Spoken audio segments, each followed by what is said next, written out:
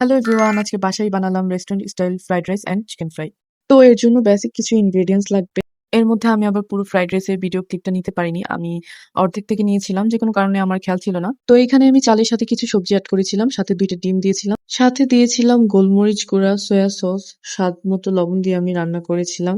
এখন chicken fry বানানোর জন্য লাগবে আদা বাটা, টমেটো সস, সয়া সস, লেবুর রস, স্বাদ মতো লবণ, মরিচের গুঁড়া, হলুদের গুঁড়া, ধনে গুঁড়া, গোলমরিচের গুঁড়ো, কর্নফ্লাওয়ার, ডিম। এখন সব স্পাইস একসাথে মেখে ম্যারিনেট করে রাখবো আধা ঘন্টার জন্য। তো আধা ঘন্টা পর আমি চুলায় প্যান বসিয়ে তেল গরম করে সবগুলো চিকেন ফ্রাই ভেজে নেবো একসাথে। চিকেন গুলো তোমরা ময়দা দিয়ে ডাবল কোটিং করেও ভাজতে পারো, তো আমি অন্য একদিন ভাজবো। এখন এইভাবেই ভেজে নিয়েছি। তো আমি এপিট ওপিট করে ভালোভাবে ভেজে নিচ্ছি আর গোল্ডেন ব্রাউন হওয়া পর্যন্ত অপেক্ষা করছি। গোল্ডেন ব্রাউন হলেই আমাদের চিকেন ফ্রাই রেডি। তো আমি একটা প্লেটে সবগুলো নামিয়ে নিচ্ছি। তো আমার এখানে একটু বেশি চিকেন ছিল, এখন আমি বাকি যে চিকেন গুলো আছে সেগুলোও ভেজে নিব।